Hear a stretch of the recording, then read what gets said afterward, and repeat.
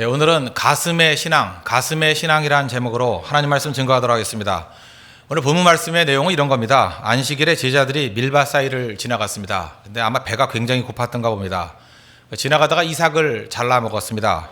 이걸 보던 바리새인들이 막 비난을 하기 시작합니다. 왜 안식일에 일하지 말라 그랬는데 일을 했느냐? 안식일을 어겼다, 규칙을 어겼다, 그러면서 공격을 했습니다. 그때 예수님께서 디펜스하기를 사무엘상 21장 1절부터 6절까지 나오는 스토리를 가지고 예를 듭니다. 다윗도 너무 배가 고플 때 제사장만이 먹을 수 있는 진설병 먹지 않았느냐? 성경을 봐라. 율법에 위배되었지만 이 일로 정죄받지 않았다. 뭐 때문에 이런 거 갖고 시비 거느냐? 너희들이 올바른 태도냐? 이렇게 예수님께서 말씀하십니다. 핵심 메시지가 무엇입니까? 오늘 27절입니다. 또 이르시되 안식일이 사람을 위하여 있는 것이요 사람이 안식일을 위하여 있는 것이 아니니. 그러니까 사람이 우선이지 안식일이 우선이 아니지 않느냐. 안식일을 하나님께서 왜 만드는지 아냐. 그 자체를 위해서 만든 게 아니라 사람을 위해서 만든 게 안식일이다. 사람을 위해서 만든 게 안식일이고, 사람에게 주신 선물이 안식일이고, 사람을 잘되게 만들려고 준 게 안식이고, 사람에게 복 주려고 준 게 안식이다. 사람의 핵심인데 섬기려고 줬던 규칙 가지고 왜 시비 거느냐. 그게 예수님의 접근이었다는 것입니다. 하나님의 복음의 가장 큰 요약을 하나 들라 그러면 전 성경에서 요한복음 10장 10절이라고 생각을 합니다. 거기 보면 마귀와 하나님의 극명한 접근법이 나옵니다.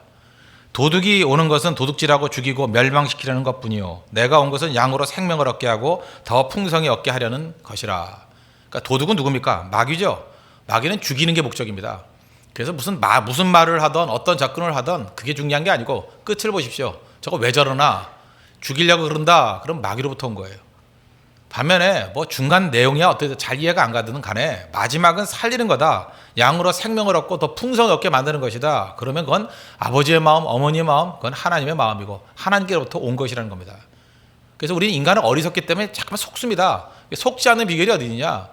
살리는 것이냐 죽이는 것이냐, 그거 보면 금방 하나님의 것인지 마귀 것인지를 알 수 있다는 것입니다. 오늘 본문 말씀을 통해서 도대체 신앙의 본질이 무엇인지 이런 것들을 명확히 깨달을 수 있는 귀중한 단서를 제공한다고 생각합니다. 신앙의 본질이 무엇입니까? 두 가지 젓가락인데, 첫째는 살리는 겁니다. 언제나 잊지 마십시오. 사람을 살리는 게 그게 신앙의 핵심이라는 거예요. 마귀는 죽이는 쪽으로 가게 된다는 것입니다. 하나님께서 인간에게 유익하게 만들기 위해서 법도 주시고 규칙도 주셨습니다. 그게 뭐 율법 아닙니까? 왜 주셨죠? 잘 되라고. 그러니까 잘 되라고 주신 것입니다. 그러니까 원래 이 법이라든지 규칙 같은 것은요, 왜 만들었는지, 원래 만들었던 이유를 물어보면 그 정신을 금방 이해할 수 있습니다. 근데 왜 만들었는지 묻지 않냐고 시간이 지나고 나면 규칙만 남는 거예요. 법만 남는 거예요. 그래서 규칙 지상주의, 법 지상주의. 그래서 그것 때문에 사람을 죽이고 넘어뜨릴 수 있다는 것입니다. 이거는 신앙의 본질을 떠난 모습이라는 것입니다. 예를 한번 들어보면 어떤 엄한 가정이 있다고 합시다. 부모가 자녀에게 요구를 합니다. 뭐 이런 요구를 합니다. 규칙을 정해놨는데 너희들이 뭐 다른 거는 다 자유롭게 해도 좋다. 그러나 잠만은 집에 돌아와서 자야 된다. 외박은 안 된다. 뭐 이렇게 엄하게 이런 규칙을 정해놓은 가정이 있을 수 있습니다. 뭐 옳다고 생각합니다. 그리고 규칙 세부사항을 정합니다. 한 번 어기면 그냥 한 번 크게 혼낼 거야. 그러나 두 번 어기면은 너 맞는다. 아버지가 때린다. 뭐 그럴 수 있죠. 세 번 어기면 뭐 이럴 수는 없겠지만 말론 그럽니다. 그냥 호적에서 지워버린다. 이게 규칙입니다. 규칙. 엄함이 이렇게 될 수 있다는 것입니다. 그러면 이런 규칙을 만든 이유가 무엇입니까? 이 규칙을 왜 만들었어요? 자녀를 보호하기 위해서. 왜 혼냅니까? 규칙을 지키기 위해서라기보다는 자녀를 위해서 혼내는 거예요. 규칙이 목적이 아닙니다. 자녀가 보호받고 자녀가 잘 되는 것입니다. 규칙이 아니라 자녀라는 거예요. 이건 또 다른 말로 하면 율법이 아니라 사람이라는 것입니다. 안식일이 아니라 사람이라는 거예요. 근데 시간이 한참 지나고 보면 이게 다 뒤바뀌어 버린다는 것입니다. 규칙이 중요하다는 거예요. 법이 중요하다는 거예요. 이거 어기면 안 된다는 거예요. 이거 당장 지켜야 된다는 것입니다. 지금도 이게 지금 이렇게 설명하니까 여러분들이 아 그렇구나 하고 접근하는 거지, 이런 전제 없이 그냥 툭 던져가지고 뭐 규칙을 어겨도 용납해야 되고 용서해야 됩니다. 사람이 더 중요합니다. 이렇게 얘기하면 펄펄 뛰는 사람 분명히 나옵니다. 왜 그러는지 아십니까? 그렇게 규칙과 법을 어겨버리면 질서가 무너진다는 거예요. 질서. 사회 질서가 다 무너져 버리고, 질서가 무너지면 혼란이 오고 혼돈이 옵니다. 그러므로 몇 사람 죽여서라도 질서는 지켜야 됩니다. 이 질서라는 말 더 많이 쓰는 용어가 뭔지 아십니까? 정의예요. 몇 사람 죽여서라도 정의는 지켜져야 됩니다. 그 다음 나오는 말이 뭔지 아십니까? 그러기 위해서는 용서할 수 없다. 한 걸음 더 나가서 용서해서는 안 된다. 이렇게 나간다는 거예요. 이게 바리새주의입니다. 바리새주의가 멀리 있는 게 아니고 그 동기에 있어서는 아주 순진하고 단순해 보이지만 마귀에게 속는 길이 바로 이런 거라는 것입니다. 기독교는 도덕성을 뛰어넘는 것입니다. 도덕성은 뭐예요? 정의를 내리기를 보편 타당하게 지켜야 될 기준, 그게 도덕성이죠. 그러니까 도덕성을 가지고는 질서를 잡을 수 있습니다. 또 다른 말로 하면 정의 정도는 지킬 수 있습니다. 그러나 그 내용이 뭐예요? 다 못 지키잖아요. 정죄하고 공격하는 것입니다. 살리지 못합니다. 살리는 것은 도덕성을 뛰어넘는 복음만이 사람을 살릴 수 있다는 것입니다.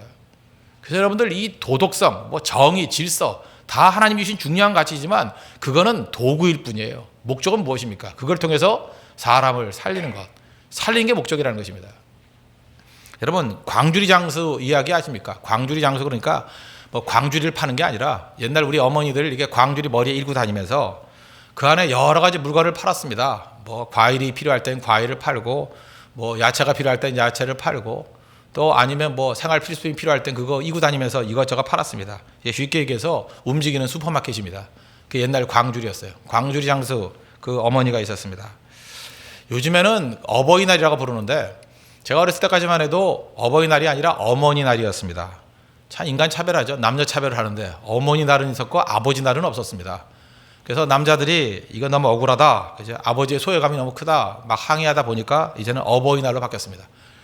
어머니날만 있었다 이렇게 얘기를 하니까 20대 청년들은 모르더라고요. 그런 시절도 있습니까? 그러더라고요. 여러분 아시죠? 지금 웃고 계신 분들은 상당히 나이가 드신 분들입니다. 어머니날이 있었습니다. 그 어머니날이 있던 시절에는요, 학교에서 어머니에 대한 수기 이런 거 쓰는 거 했습니다. 글짓기 이런 거.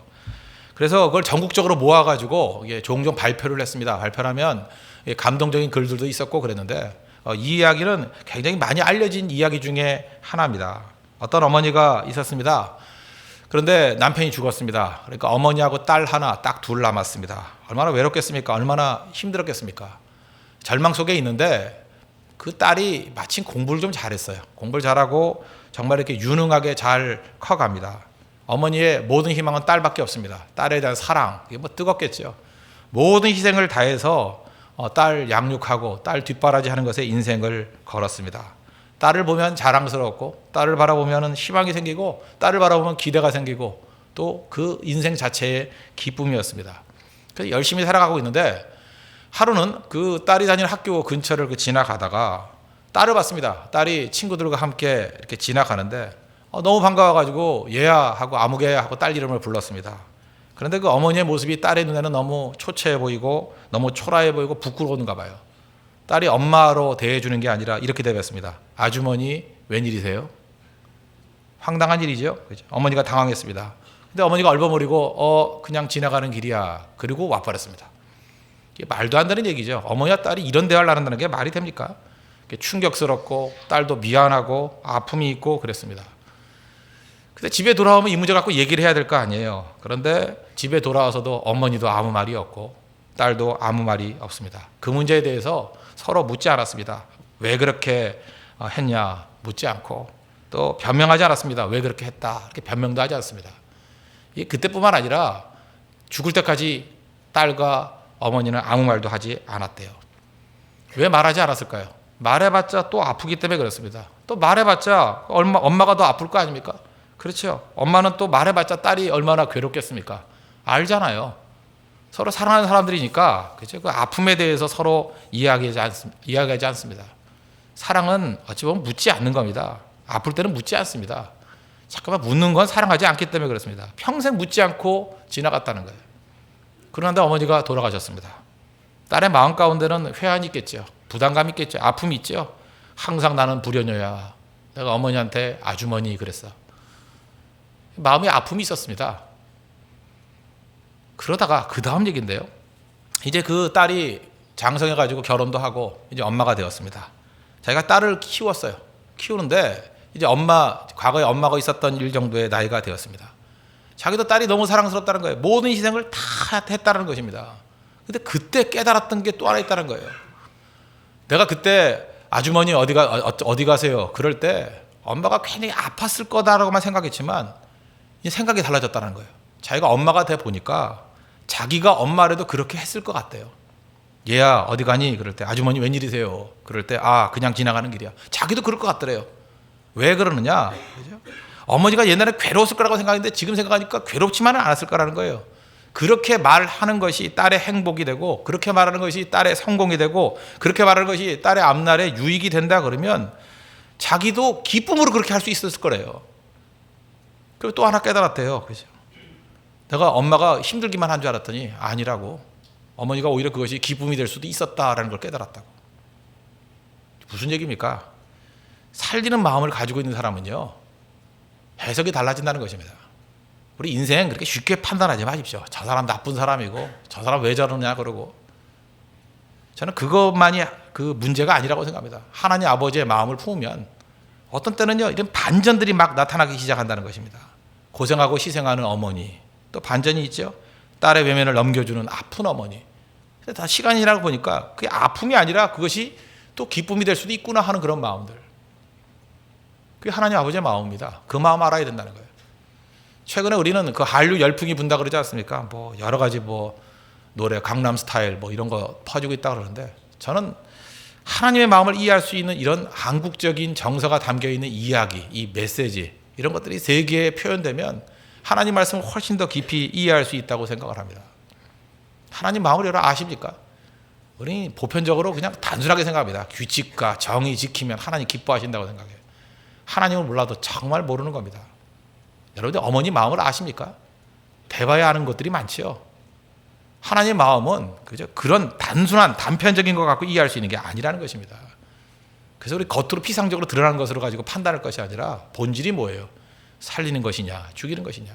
언제나 어머니의 마음은 딸 살리는 겁니다. 언제나 하나님 아버지의 마음은 하나님의 자녀들을 살리는 것입니다. 그걸 이해하지 못하면 하나님 말씀을 이해했다고 말할 수 없다는 것입니다. 그래서 고린도전서 13장을 보니까 1절, 내가 사람의 방언과 천사의 말을 할지라도, 말 무지하게 잘한다는 거죠. 사랑이 없으면 소리나는 구리와 울리는 꽹과리가 되고. 그 다음 또 뭐라고 얘기합니까? 모든 것을 참으며 모든 것을 믿으며 모든 것을 바라며 모든 것을 견디느니라. 뭐가요? 사랑이. 사랑은 그런 거예요. 사랑 모르면서 펄펄 뛰며 말할 수 없다는 것입니다. 우리는 부분적으로 알고 부분적으로 예언하나 온전한 것이 올 때는 부분적으로 하는 것이 폐하리라. 사랑 없으면요, 뭘 알아도 부분적으로 하는 것입니다. 규칙 갖고 떠들지 마십시오. 부분이에요. 그거. 법 갖고 떠들지 마십시오. 그거 부분이에요. 정의롭다고요? 뭐 최근에 정의란 무엇인가 이런 책이 많이 팔린다면서요. 정의 갖고 세상을 바라보십시오. 그거 아무리 많이 공부해도 부분밖에 될 수 없다는 것입니다. 온전히 하는 게 뭐라고요? 온전한 것이 올 때에는 부분적으로 하는 것이 폐하리라. 사랑입니다. 사랑이 뭐예요? 하나님 아버지의 마음을 알 때 나타난다는 것입니다. 그 마음이 뭡니까? 살리는 것. 저는 우리 홍대세교의 모든 성도들이 이 하나님의 마음 갖기를 원합니다. 이 어머니의 마음 갖기를 원합니다. 살리는 것에 있다는 거예요.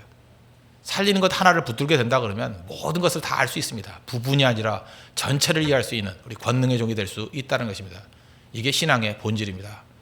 산 일에 매진하는 우리 하나님의 거룩한 백성 되기를 축원합니다. 또 한 가지 신앙의 본질은 권력이 아니라 사랑이라는 것입니다. 권력이 아니라는 거예요. 바리새인들은 성경 외에 안식일에 관한 법률을 39가지 조항을 만들었습니다. 그 중에 하나, 분명히 39가지 중에 하나 들어가는 게 이삭을 자르는 행위를 금지한다, 이런 게 들어가 있었습니다. 이 바리새인들은 일종으로 종교적인 권력자들입니다. 나는 지키는데 너는 못 지킨다, 그런 거 아니에요. 그러니까 이 안에서 이 권력 관계가 형성이 되는 것입니다. 여러분, 성경을 볼 때 성경에 대비되는 두 가지 개념이 있습니다. 하나는 권력이고 파워고, 또 하나는 사랑입니다. 러브. 그래서 성경의 반대말을 보면은 사랑의 반대말은 미움이 아니에요. 사랑의 반대말은 권력입니다. 힘입니다. 힘. 힘과 힘의 반대말은 사랑이에요. 그래서 제가 누누이 말씀드리지 않습니까? 예를 들어서 어떤 사람이 사랑을 하잖아요. 사랑하면은, 사랑하는 사람이 싸우면은 사랑 더하는 사람이 지게 돼 있어요. 그래서 부모와 자식이 다툼이 일어나면 부모가 100% 집니다. 뭐 결혼 문제 갖고도 뭐 싸우는 거 내가 많이 봤습니다. 그럼 마지막에 가서 부모가 져요. 자식이 이기는 부모 없다 그러잖아요. 왜 그렇죠? 부모가 자식을 더 사랑하기 때문에 그렇습니다. 그래서 사랑을 많이 하면 지게 돼 있어요. 지는 게임이에요. 지는 게임. 남자는 제비족입니다. 그죠? 여자는 아주 진실된 여인이에요. 여러분, 그 드라마에서 그런 거 많이 보시잖아요. 누구 뜻대로 끌려가요? 나쁜 놈 뜻대로 끌려갑니다. 왜 그래요? 사랑 더하는 사람이 항상 지게 돼 있다고요. 항상 지게 돼 있다고요. 그래서 사랑과 힘은 반대입니다. 사랑과 권력은 반대예요. 내가 힘이 있다, 이 얘기는 사랑하지 않는다는 얘기고, 내가 지고 있다, 그 얘기는 뭐냐, 내가 진짜 사랑하고 있다라는 것입니다. 그래서 신앙의 본질은 뭐냐 하면 세상에 던져진 권력이거든요. 힘으로 가는 거거든요. 아닙니다. 우리 사랑으로 가는 거예요. 그게 신앙의 본질이라는 것입니다. 이번에 네팔 선교 갔을 때 팔룽 지역이라는 게 있었습니다. 그 카트만두에서 뭐 한 3시간 정도 떨어진 지역이었는데, 거기 언터처블 마을, 불가촉 천민 마을에 갔습니다. 거기 카스트 제도가 있지 않습니까? 그래서 계급들이 쭉 있는데 브라만부터 시작해가지고 뭐 수드라까지, 나중에 언터처블, 불가촉 천민까지 있습니다. 거기 들어가서 이제 축호 전도를 했습니다. 각 집마다 찾아 들어가면서 뭐 어떤 가정에 들어갔더니 뭐 블랙티를 주기도 하고, 그 블랙티 어디서 끓인 거냐, 이렇게 고여 있는 물에 둥둥 떠 있는 거에서 이렇게 퍼다가 주는 겁니다. 보고는 못 마십니다. 근데 안 마시면 전도가 안 되잖아요, 그죠? 마시고, 또 어떤 내준 음식들, 뭐 멸치 같은 건데 다 마르지 않은 멸치 딱 잡았더니 비린내가 얼마나 나는지, 그 씹어 먹다가 어떤 사람이 이렇게 구역질 내고, 또 토하면 안 되잖아요. 토한 거 다시 먹고 막 이러고. 하여튼 그 불가촉 천민 마을 가면서 제가 생각났던 사람이 있습니다. 그게 누구냐 하면 마더 테레사. 마더 테레사가 구제 많이 하던 그런 분 아닙니까? 인도의 그 콜카타 지역에서 빈민과 고아와 나병 환자들을 잘 섬겼던 분 아닙니까? 우리 구제 그러면 무슨 생각을 합니까? 그냥 어려운 사람 도와준다고 생각하잖아요. 근데 그 마더 테레사가 했던 그 글들이 생각나는데 뭐라고 했냐? 구제는 어려움을 해결해 주는 게 목적이 아니다 그랬어요. 참 그 의미 있는 얘기죠. 예를 들어서 먹을 것이 없는 사람 먹을 것 주고, 입을 것이 없는 사람 입을 것 주고, 마실 것이 없는 사람 마실 것 주고, 병든 사람 고쳐주는 거, 그게 구제가 아니라는 거예요. 그거 해주러 가는 거 아니래 자기. 물론 그런 것들을 하긴 하지만, 그죠? 내게 있어서 더 중요한 구제는 뭐냐 하면 그 어려움 당한 사람을 만나서 그 사람의 영혼과 인격을 존중해 주는 데 있다 그랬어요. 구제는 존중해 주는 데 있대요. 어려움 당하면 인간성이 다 파괴되지 않습니까? 자기가 고난 한번 당해 보십시오. 나는 가치 없어. 나는 살 존재가 아니야.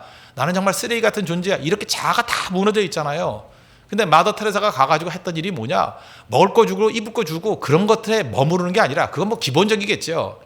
그거보다 더 중요한 게 뭐냐면 그를 인간으로서 존중히 여겨주는 거. 우리식으로 얘기하면 하나님의 자녀로서 존중히 여겨주는 거. 하나님의 형상으로 지음받은 자로 존중히 여겨주는 거. 그게 구제라는 것입니다. 존중히 여겨주지 않으면 어떤 일이 뭐냐? 구제도 파워 게임이 될 수 있습니다. 저는 이런 구제가 제일 나쁜 구제라고 생각합니다. 주는 자와 받는 자의 구도. 이 원론이죠. 나는 주는 자고 너는 받는 자다. 그럼 받는 사람은요, 영원히 상처 입게 되어 있습니다. 자존심 상하게 되어 있습니다. 아니, 어떤 사람이 나는 받는 사람이다, 난 거지인데 자존심 안 상할 사람이 누가 있어요? 그래서 주는 자는 주는 자로서의 파워가 생기는 거예요. 구제하면서 힘이 생기는 겁니다. 구제하면서 자기가 종교성 과시하게 되고요. 구제하면서 내 우월감을 과시하는 거예요. 이거 이미 그 이제 보상 받은 거예요. 종교성 과시한 거에 보상을 받았고 우월감에 보상 받은 거잖아요. 구제에 관한 말씀 마태복음 6장에 나옵니다. 2절에 구제할 때 외식하는 자가 사람에게서 영광을 받으려고 회당과 거리에 사는 것 같이 너희 앞에 나팔을 불지 말라. 진실로 너희에게 이르노니 그들은 자기 상을 이미 받았느니라. 누가 이렇게 하래요? 이거 은밀히 하라. 은밀히 하라의 뜻이 뭔지 아십니까? 상대를 존중히 여겨주면서. 절대 권력으로 가서는 안 돼요. 구제도. 교회가요, 좋은 거 하면서 계속해서 이렇게 권력으로 갈 수 있습니다. 예를 들어서 우리 찬양 인도하는 형제가 있습니다. 찬양도 잘하죠. 저거 지금 한 5개월밖에 안 했으니까 뭐 저 정도로 겸손하죠. 만약에 저게 한 20년 했다고 생각해 보십시오. 30년 했다고 생각해 보십시오. 그리고 50도 넘고 허해져가지고 머리카락 빠졌겠죠 분명히. 뚱뚱한 아저씨가 나와가지고 노래하면서 뭐라 그러겠어요? 나 이 교회에서 찬양 인도 30년 했어. 권력이죠. 누가 까불어 그러죠. 권력이죠. 만약 그렇게 된다 그러면, 그것이 내가 많이 충성해서 그것이 권력화 된다 그러면 그거 하나님의 뜻 아닙니다. 누가 권력으로 가래요? 세상이면 그럴 수 있지요. 그럴 수 없다라는 거예요. 교회에서 어떤 사람은요, 이렇게 성가대 봉사 오래 하고 또 선교 여러 번 갔다 오고 그게 권력이 돼버립니다. 말할 때마다 그러잖아요. 뭐 말만 하려고 하면 너 선교 몇 번 해봤어? 권력이에요, 권력. 기도 많이 하시는 분도 마찬가지입니다. 뭘 말 좀 하려고 그러면 너 새벽기도 몇 년 나와봤어? 나 5년 개근이야 뭐 이러고. 나 새벽에 4시면 눈이 떠지거든. 나 인천에서 3시 반에 출발해. 이 권력이에요, 권력. 누가 까불어 이런 거죠. 누가 까불어. 그래서 요즘에 우리 사회가 이 권력화돼 가지고요. 모든 거를 이게 뭐 거리에서 쓰는 용어를 일상생활에 쓰잖아요. 갑과 을의 관계 뭐 이런 거. 갑은 무엇입니까? 권력을 쥔 쪽. 을은 뭐예요? 권력이 없는 쪽. 갑은 뭐예요? 주도권을 가진 쪽. 을은 뭐예요? 주도권을 갖고 있지 않은 쪽. 교회 안에서도 전부 다 이 권력 싸움을 벌이고 있다. 권력 싸움. 우리 지금 개척교회 아닙니까? 개척교회다 보니까 초창기 멤버가 있을 거 아니에요. 충성한 사람도 있을 거 아니에요. 나름대로 자기들은 1등 공신이다 이렇게 생각하는 사람이 있을 것이고 2등 공신이 있을 것이고. 그러면 어떤 일이 벌어진지 아십니까? 조선 초에 태조부터 태종까지 벌어졌던 일들. 1차 왕자의 난 분명히 일어날 거예요. 여기서 2차 왕자의 난 또 일어날 거예요. 온갖 반역 세력들 뭐 죽이고 살리고 하는 일이 막 벌어질 거예요. 왜 교회 안에서 이런 일이 벌어지죠? 마귀에게 속은 겁니다. 권력의 권력. 권력이라는 시스템을 가지고 접근하면요 밤낮 이런 분쟁이 나타날 수밖에 없다는 것입니다. 신앙 아닙니다. 이건 교회 놀이지. 잊지 마십시오. 우리가 무슨 일을 하든 간에 자꾸만 이게 권력으로 간다 그러면 힘으로 간다 그러면 이건 교회 아니에요. 세상의 교회로 들어온 거예요. 그걸 세속화라 그럽니다. 세상의 교회로 들어온 걸 세속화라 그러고 교회의 원리를 세상을 향해서 나아가는 걸 복음화라 그래요. 세속화 돼버리는 겁니다. 세속이 뭐 딴 게 아니에요. 그럼 우리는 스스로에게 날마다 물어야 됩니다. 내가 지금 사랑으로 가고 있느냐 아니면 권력으로 가고 있느냐. 우리 한국 사람들은요 이 주종관계에 대해서 굉장히 익숙한 것 같습니다. 아마 사회가 그래서 그런 것 같아요. 주종관계 그러면 듣기 싫으면 상하관계라고 합시다. 어딜 갔든지 상하관계예요. 누가 위인지 아래인지. 뭘 좀 일을 시키려고 그러면 겸손의 표현을 이렇게 표현합니다. 아, 제가 뭐 들어온 지 얼마 됐나요? 벌써부터 알아서 깁니다. 알아서. 그죠? 주종관계가 탁 돼 있고 뭘 시키려고 그러면 아유 저 같은 평신도가 뭘. 목회자라는 그 영성이 앞섰다 하는 거 가지고 주종관계를 이뤄요. 그죠? 목사는 주고 우리는 종이래요. 저는 이런 게 정말 싫었습니다. 그죠? 이거는 복음의 원리가 아니에요. 저는 그래서 목사지만 그런 관계가 됐으면 좋겠어요. 영적으로도 위아래 상하관계가 아니라 저는 성도들이 저를 좀 친구로 봤으면 좋겠어요. 친구같이. 그래서 이번에도 선교 갔을 때도 제가 목사인데 50 넘은 목사가요. 아직 넘진 않았군요. 50이 채 안 됐지만. 22살 제 큰딸 나이 정도 되는 아이야에서 재롱도 떨고 막 그랬어요. 웃을 때까지 조크하고요. 저 이유가 그거였어요. 제발 그런 그 권력 관계로 안 봤으면 좋겠다고. 친구거든요. 똑같은 죄인이고 똑같이 부족한 종이고 하나님 앞에 서로를 존중해 주는 거 아닙니까? 저는 22살짜리를 존중해 주고 또 그 사람은 또 그 형제나 자매는 또 목사를 한 동역자로 존중해 주고 그게 중요한 거 아니겠어요? 우리가 이 권력 관계가 제일 많이 드러나는 것 중에 하나가 대화 속에 있습니다. 대화하면서 얼마나 상대 기를 죽이는지 아십니까? 일단 대화 속에서요. 어떤 얘기를 할 때 이렇게 권력이 있는 사람은요. 빨리 정답을 말해버립니다.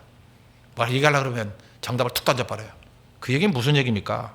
정답을 빨리 말하는 이유가 뭐예요? 상대방의 이야기를 들어줄 여유가 없다라는 거예요. 왜 상대방의 이야기를 들어줄 여유가 없습니까? 상대방의 수준이 낮다라고 생각하든지 아니면 관심이 없던지 대화가 되지 않습니다. 뭘 얘기를 하려고 그러면 핵심만 간단히 뭐야? 그리고 답이 뭐야? 그리고 답 던져내버려요. 존중함이 없습니다. 존중함이. 특별히 교회에서도요. 제가 볼 때 그 뭐 집사님이나 권사님들 가운데 이런 투의 대화를 참 많이 하는 것 같습니다. 오래 믿은 사람일수록 그 대화 속에 신앙같이 보이는 권력이 있어요. 뭐 이렇게 자기 아픔과 어려움 뭐 얘기하잖아요. 진짜 힘들어요. 고난이 많아요. 정말 괴롭거든요. 나는 진짜 사는 게 두려워요. 뭐 이런 얘기 뭐 쭉 나누지 않습니까? 그러면 한마디로 끝내버려요. 기도 안 해서 그래. 딱 그래요. 그러면 더 이야기하지 말자라는 거 아니에요. 그죠? 기도 안 해서 그래. 제발 그런 식의 대화하지 마세요. 기도 안 해서 그래. 그거 뭐예요? 나는 기도하는 사람이고 넌 안 하는 사람이는 거죠. 네가 무슨 할 말이 있냐는 거죠. 기도나 열심히 해. 그거죠. 할 말 없게 만드는 것은 사랑이 아닙니다. 절대로 아니에요. 할 말 없게 만드는 것은 절대 사랑이 아니에요. 할 말 챙겨주는 거예요. 누가 뭐 15장에 보면 탕자 이야기 나오지 않습니까? 탕자가 아버지에게 그 죄 지은 녀석이 말을 막 하잖아요. 말을. 15장 21절 보니까 내가 하늘과 아버지께 죄를 지었사오니 지금부터는 아버지의 아들이라 일컬음을 감당하지 못하겠나이다. 어쨌든 말하잖아요. 그죠? 유구무원이 돼야 되는 거 아니에요? 그런데 아버지 앞에서 일단 죄를 지었다 말하잖아요. 지금부터는 아버지의 아들이라 일컬음을 감당하지 못하겠습니다. 어쨌든 말을 하잖아요. 만약에 이 아버지가 형 같은 태도를 가졌다 그러면 이 말 할 수 있어요? 없어요? 말 못해요. 어디서 떠들어 임마 그러고. 근데 이렇게 말할 수 있는 이유가 무엇입니까? 그 앞에 절에 나와요. 그 앞에 절에. 탕자가 오니까 아직도 거리가 먼데 아버지가 그를 보고 치근히 여겨 달려가 목을 안고 입을 맞추니 사랑으로 품었습니다. 그랬더니 탕자에게서 비로소 말이 막 터져나와요. 아버지, 내가 죄 지었어요. 그 말이 나온다고요. 그러니까 아무나 그 말 나오는 거 아니에요. 어떤 사람 앞에서는요, 내가 죄를 지었어, 이 말이 나오는 사람이 있고 말이 안 나오는 사람이 있어요. 나는 아버지의 아들이라 일컬음 감당하지 못하겠습니다. 이거 회개죠. 이런 말도 나오는 존재가 있고 안 나오는 존재가 있어요. 사랑 없으면 이 말은 안 나옵니다. 권력 앞에서는 이런 말은 안 나와요. 여러분 앞에서 어떤 사람 말도 못하는 사람이 있죠. 그러니까 문제가 되는 거죠. 우리 교회도 어떤 성도님인데 뭐 여러 가지로 다 갖춘 분입니다. 갖춘 분인데 그분이 그러더라고요. 나는 결혼해서 지금까지 남편에게 제대로 사랑받지 못하고 살았다. 그래서 얼굴에 그림자가 드리워져요. 참 가슴이 아프더라고요. 존중받지 못하니까 만사를 다 형통하게 된다 할지라도 만족이 없잖아요. 존중받지 못했다는 게 뭐예요? 사랑받지 못했다는 게 뭐예요? 할 말 없게 만들어버린 거예요. 말이 없대, 할 말이 없대, 할 말이. 저 옛날에 뭐 그런 거 한번 소개했던 적이 있었는데 기억나시는 분도 있을 것입니다. 한번 한 4, 5년 전에 소개했던 것 같은데, 저는 남미 작가 중에 가브리엘 가르시아 마르케스를 참 좋아합니다. 그 100년 동안의 고독, 이런 책이 제일 유명하죠. 콜롬비아 작가인데, 이분은 가난한 사람들의 그 심정들, 아픈 심정들, 우리 정서 비슷하게 소개를 참 많이 했습니다. 근데 그 중에 그 아내라는 작품, 제가 제일 좋아하는 작품인데, 뭐 길지 않은 얘기입니다. 어떤 아내가 있는데 남편이 배 타고 나갔다가 조난당했습니다. 소식이 없어요. 죽은 줄 알았습니다. 그 위로하러 온 남편의 친구가 있었습니다. 남편이 죽었다라고 생각되잖아요. 그 위로하러 친구가 왔어요. 남편의 가장 친한 친구입니다. 근데 인간 산다는 게 참 그렇죠. 남편의 가장 친한 친구고 슬픔을 당하고 있는 그 상황인데도 불구하고 그 남편의 가장 친한 친구와 이 아내가 잠자리를 같이 해요. 있을 수 없는 일이죠. 그게 인생입니다. 근데 죽은 줄 알았던 남편이 살아 돌아왔어요. 큰일 났죠. 서로 쉬쉬하면서 세월을 보냅니다. 뭐 이 아내는 죄의식이 굉장하겠죠. 죄의식이 있고 아픔이 있고 10년 동안 참고 살았습니다. 도저히 견딜 수가 없었어요. 그게 너무 괴로워서 10년 만에 남편에게 말을 했습니다. 자초지종을 쭉 얘기를 했어요.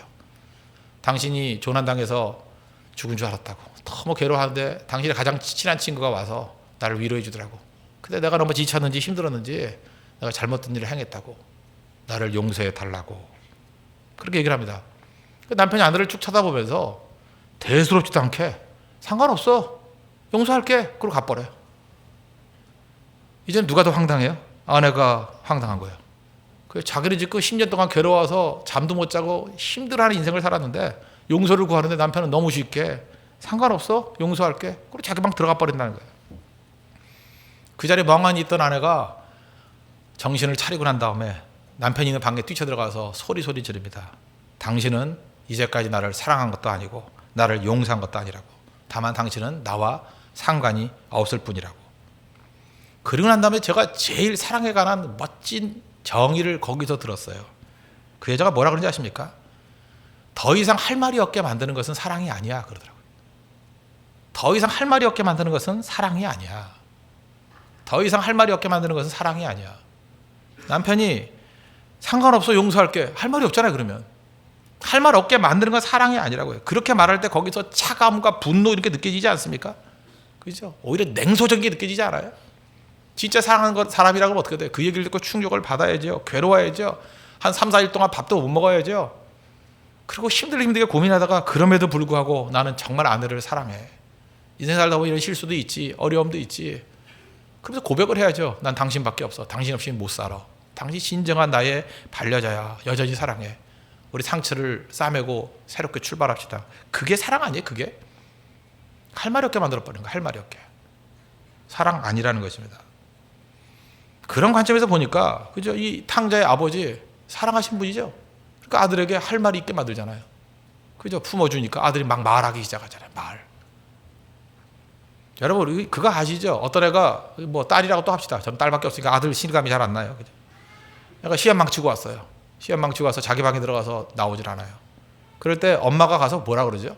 한 하루쯤 안 나오면 두들기면서 몇 개 틀렸니? 그거 물어요? 어디서 망쳤니? 그거 물어요? 그렇게 말하는 어머니는 없어요. 아버지는 그렇게 물을지 모르지만 어머니는 그렇게 안 물어요. 어머니는 뭐라고 하는지 알아요? 야, 배 안 고프니? 그래요.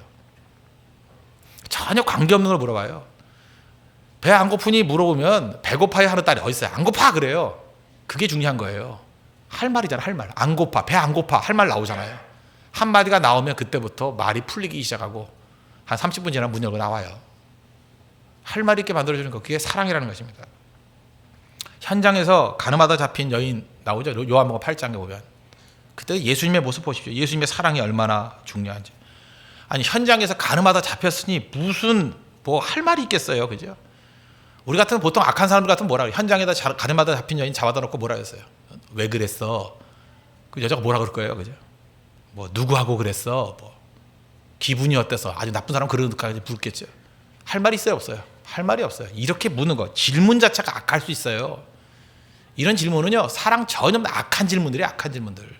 할 말 없게 만들어버리는 것. 질문만 있어야 대답은 없고.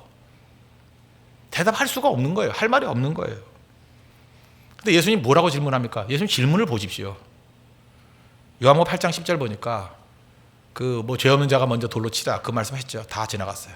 그 여인 둘 남았습니다. 예수님 뭐라 그래요? 너를 정죄하는 자가 있느냐? 그건 대답할 수 있죠. 없습니다. 없습니다. 나도 너를 정죄하지 않는다. 다시는 죄를 범하지 말아라. 예수님이 물어보면요, 꼭 대답할 수 있게 해줘요. 이게 사랑이에요, 사랑. 이 사회가요, 일방통행이라 그럽니다. 이거 뭐예요? 사랑이었기 때문에. 권력 추구하면 할 말이 없어요. 권력자만 말하는 거예요. 뭘 말하려고 그러면 어디서 네가 떠들어. 임마, 네가 무슨 할 말이 있어. 너 같은 죄인이 입 닥치고 있어. 어디 주둥이를 나불거려 뭐 그러잖아요, 그죠? 권력이에요, 권력. 억누르는 거예요. 권력 추구를 하면은 그 안에 생명의 역사는 전혀 있을 수 없다는 것입니다. 사랑만이 말하게 만들어요, 사랑만이. 요한복음 21장에 보면은 부활의 주님이 베드로 만나잖아요. 배신했잖아요. 뭐 주님 부인하고 그랬잖아요. 근데 똑같습니다. 베드로 만나가지고 너 왜 부인했니? 저주까지 하되 입술 만지면서 요 주둥이로. 그럼 할 말이 있어요, 없어요? 할 말 없어요, 할 말.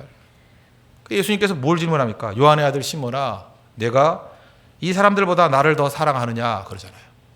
이게 현재형이거든요. 과거 얘기하는 거 아니에요. 과거에 나를 사랑했니? 뭐 이거 물었으면 할 말 없잖아요. 지금 얘기하는 거예요. 지금 내가 이 사람들보다 나를 지금 더 사랑하니? 그건 대답할 수 있잖아요.